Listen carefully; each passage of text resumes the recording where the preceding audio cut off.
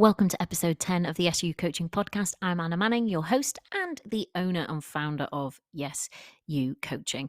I'm delighted to welcome you to this episode today, which is going to be hopefully an interesting one. So, this week I've been hosting a summer confidence camp.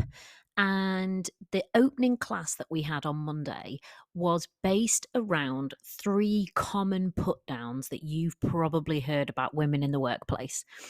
She's very ambitious, she's emotional, and she's so full of herself. Now, you'll all have heard them. You may even have said them. I'm sure that I have at some point. And when we're looking at these, on the surface, they could all be completely neutral statements, but they're not. The way that they've been said, the stories that have been told about them, and the thoughts that we have in our heads about these particular statements mean that they're quite far from neutral for us. They're all like fairly loaded statements. And that's why they're used as put downs.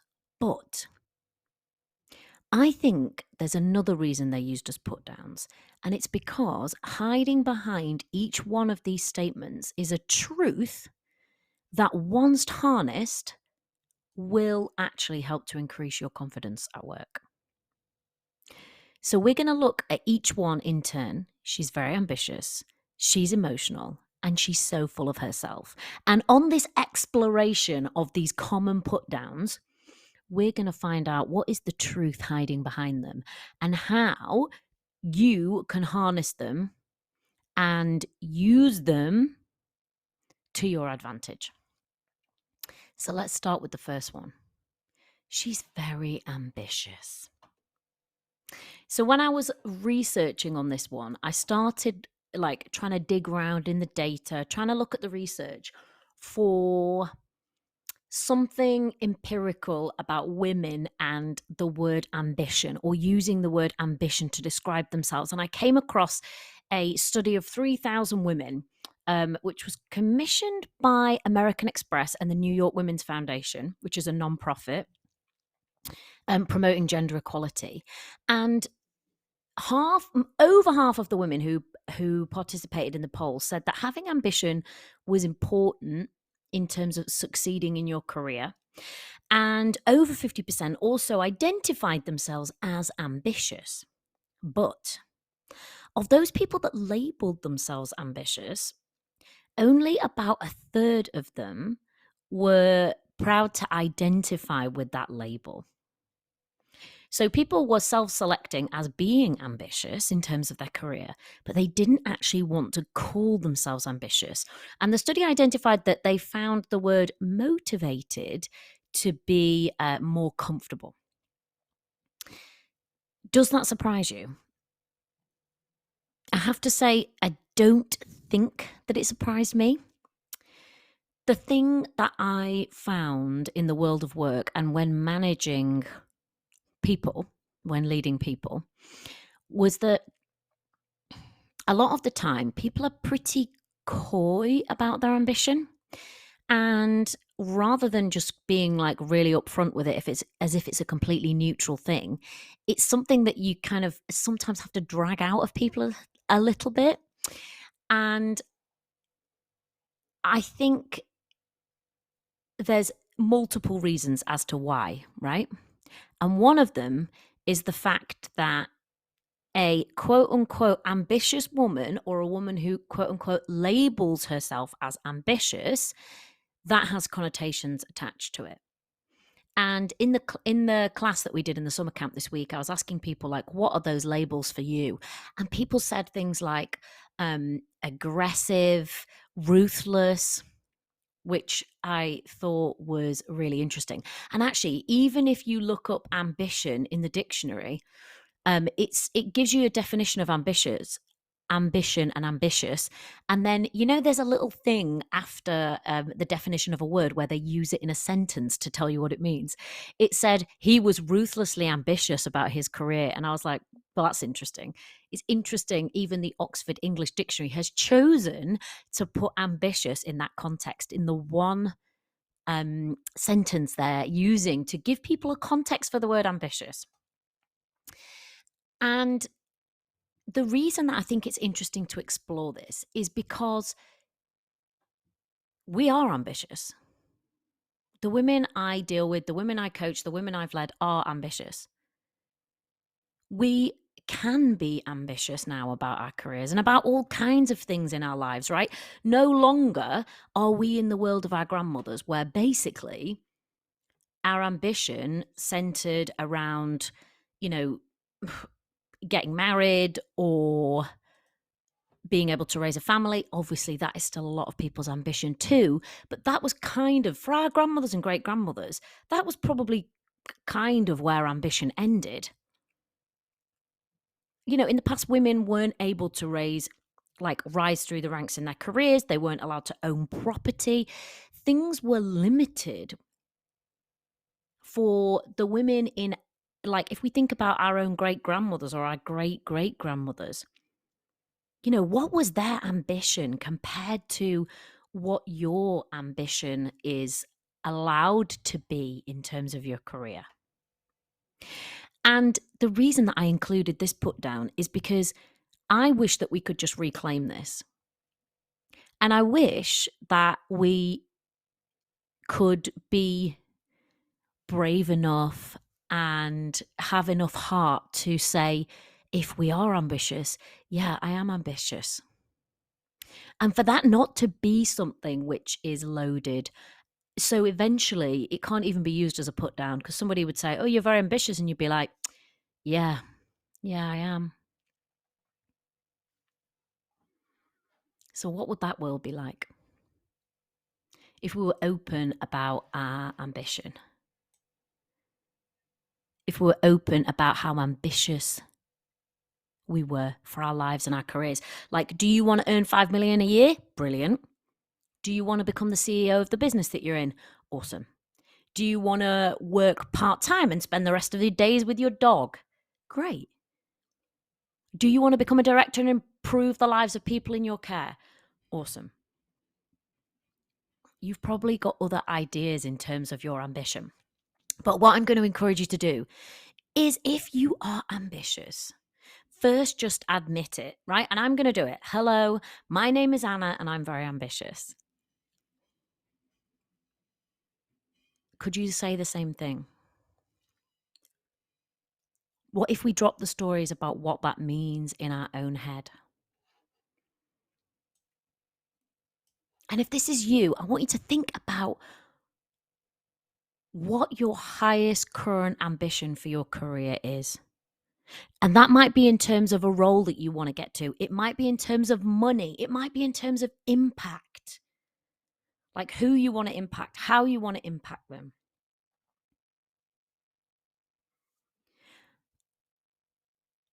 I think it's safer than it used to be for women to be ambitious, but there's still all of that which is stored in our minds through the stories that we tell and the thoughts that we have, and in our bodies, to do with how safe it is to be a woman who is ambitious and who is openly ambitious. So another question you can ask yourself is, when women are very ambitious, good things happen, like ...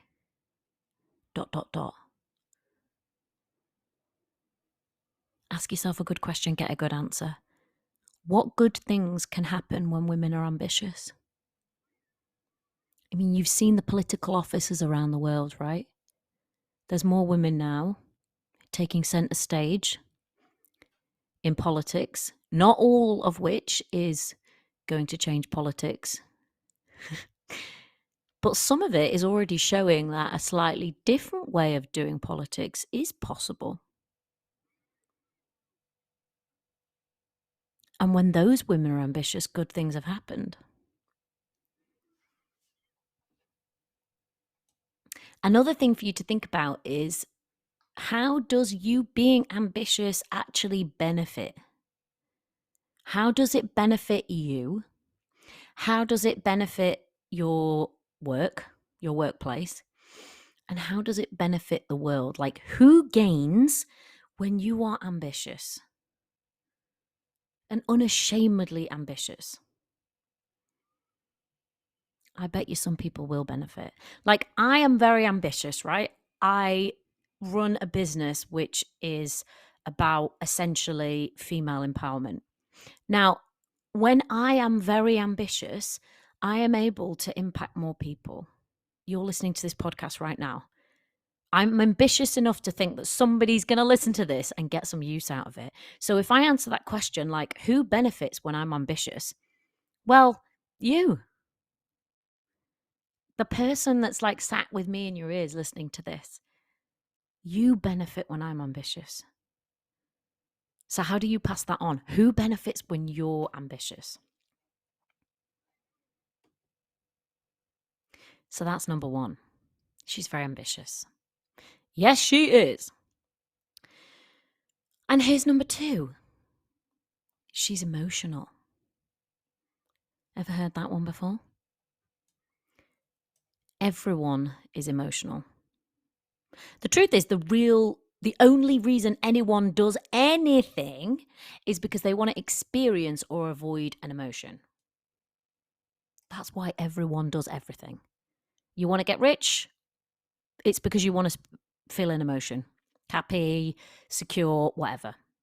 You want a new job? It's because you want a new emotion, whatever it is. And you think you're going to get it by doing whatever it is you do, right? So the truth of it is, every single human on this planet is quote unquote emotional. However, this is a put down mainly reserved for women.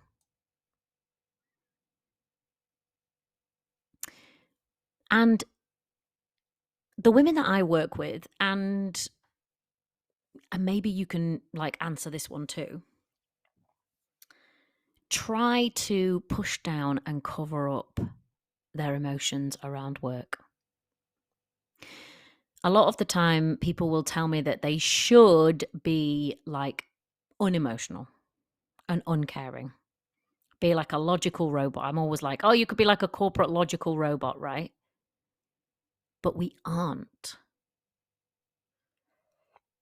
One of the things that I think this particular put down has created is that we see our emotions, which are a totally normal part of being a human, as a problem that need to be fixed. But what if our emotions aren't actually the problem? What if the actual problem is that we think we should be like a corporate logical robot who feels nothing, and therefore we try and cover up and ignore our emotions?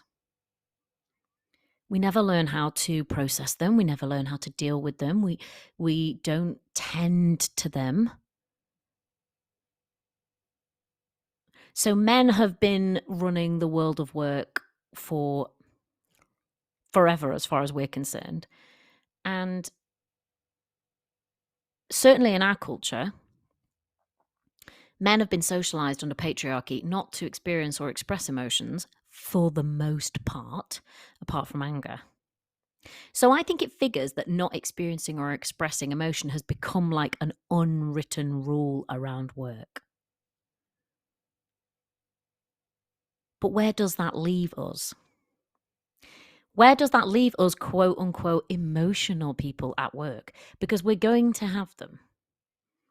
We deal with high stress, overwork, all kinds of things like emotionally charged situations, difficult relationships, demanding clients, like the whole gamut is going to produce emotion.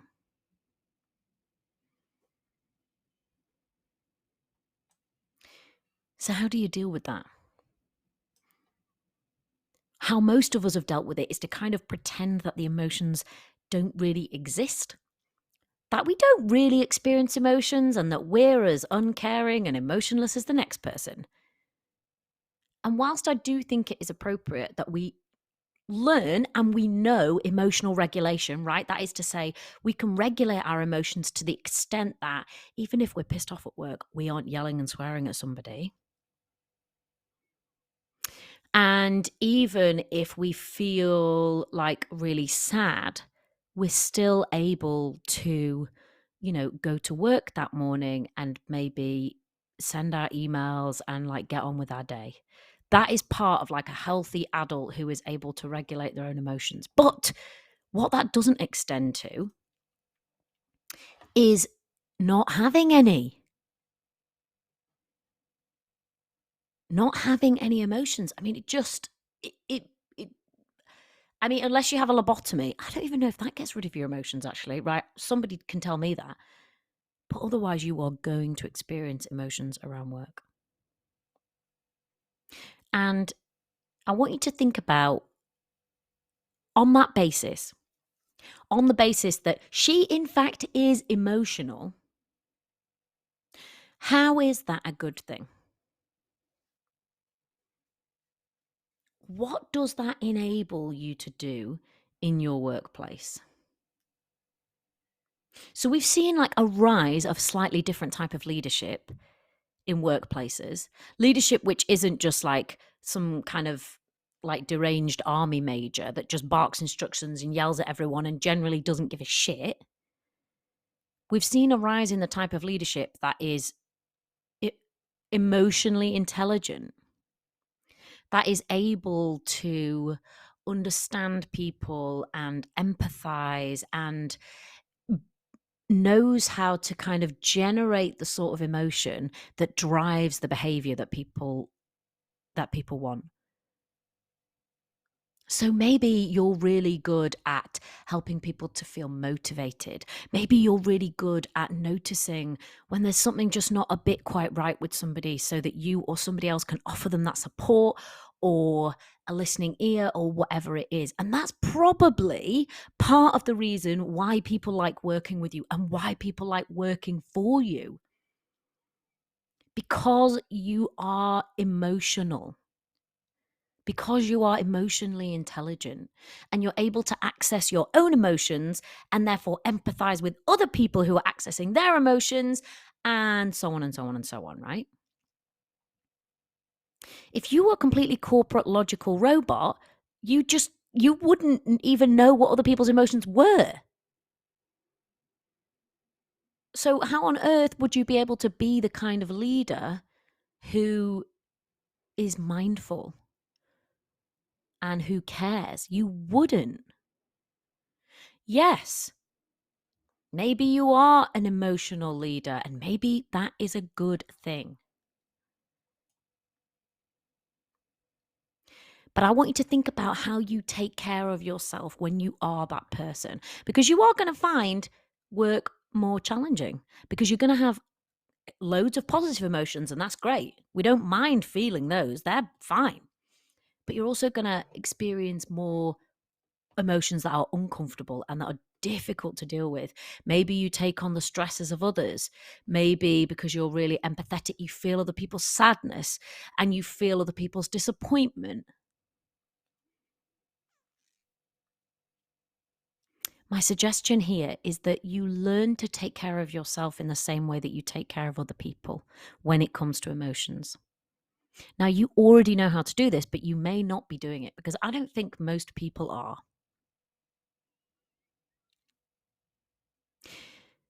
How do you take care of other people when they're having uncomfortable emotions? Right? You give them space. You allow them to talk. You acknowledge what they're going through. You validate what they're going through and what they're experiencing. You see if there's anything that you can do to help them. You might put in a bit of extra support. You might take something away. You might make them a cup of tea. Maybe you told them to go home from work early. Right? You know how to take care of other people's emotions. In order for us to like fully embrace this she's emotional label, I think we need to really learn how to take care of our own emotions. Because when we care and when we are emotional, which we are, it can be hard and it can be difficult and it can be uncomfortable.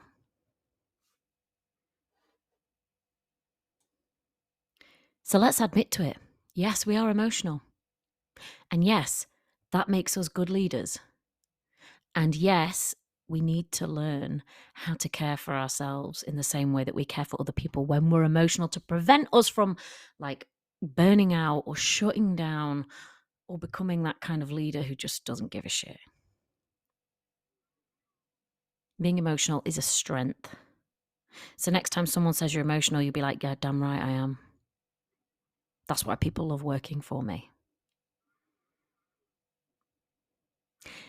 Put down number 3, is she so full of herself? Ever heard this one before? Our brains are basically programmed to ignore things which are fine and focus on things which aren't going so well.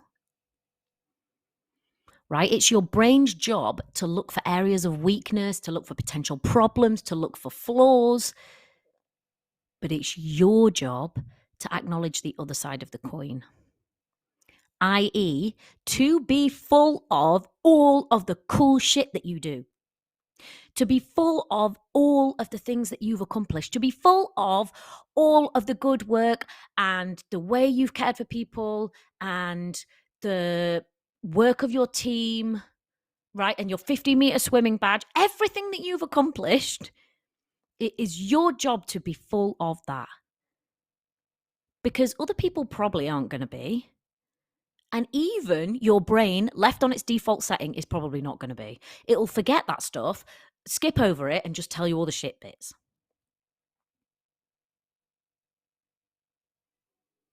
So I want you to be more full of yourself. At the end of every coaching session, I say to my client, what would you like to acknowledge yourself for? And notice how I phrase that, right? I don't say, is there anything you'd like to acknowledge yourself for? I say, what would you like to acknowledge yourself for?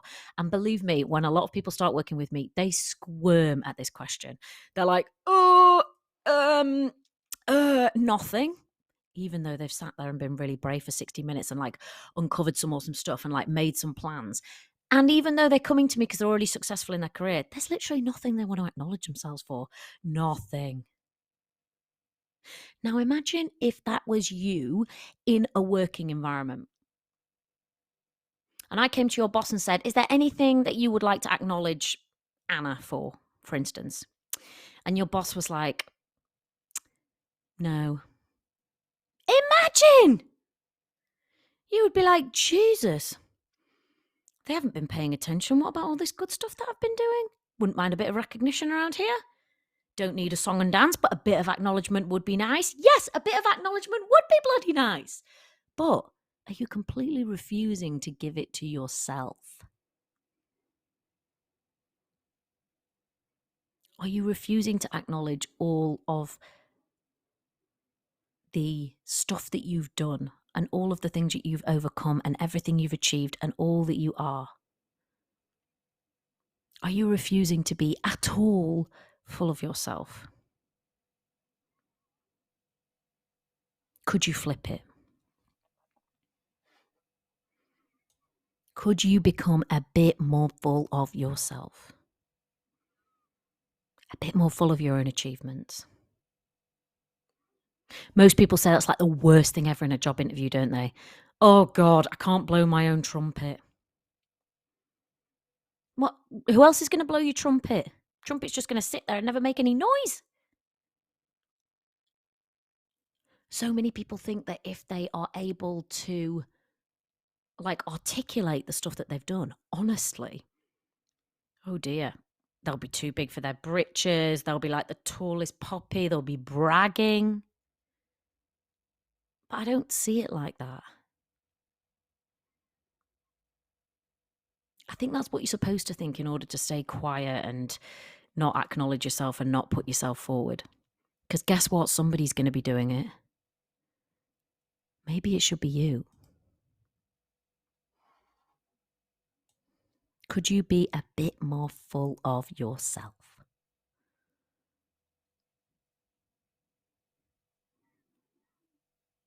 Is there anything you'd like to acknowledge yourself for right now? And if acknowledging yourself feels weird, what are you celebrating? What are you celebrating yourself for? Even if you can't do this to somebody else and out loud, Could you be a bit more full of yourself just in your own head?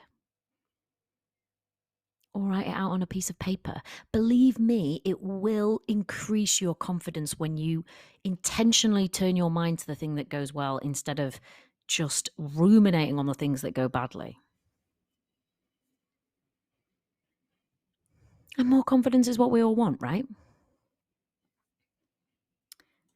So that's what I have for you today. And I want to encourage you to think about those 3 put downs maybe a little differently than how you thought of them before. I want you to be ambitious, be emotional, and be full of yourself. Because I think the world needs you. I think the world needs women to be all of those things: ambitious and emotional and full of themselves. Notice how, when they're put downs, we hide our ambition, we hide our emotion, and we hide our achievements. Kind of perfect for the patriarchy, right? The perfect way of getting women to actually self-censor.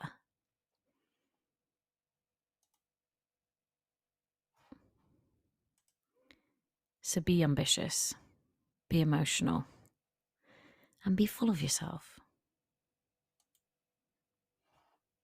And maybe help other people to admit their ambition and to tend to their emotions and to be full of themselves too. Maybe ask the questions and have the conversations that allow people to talk about this stuff instead of just keeping it inside. The final thing that I have for you today is, if this stuff resonates with you, if you are ambitious and you have emotion, and maybe you could do with being a little bit fuller of yourself, come and join the Confident at Work program. We start in September and it's a 7-month program just for professional women. We work on professional confidence, both with me one-to-one and together as a group. It is life-changing for the people who join, and you are invited. We've got some places left. I'll put all the details in the show notes.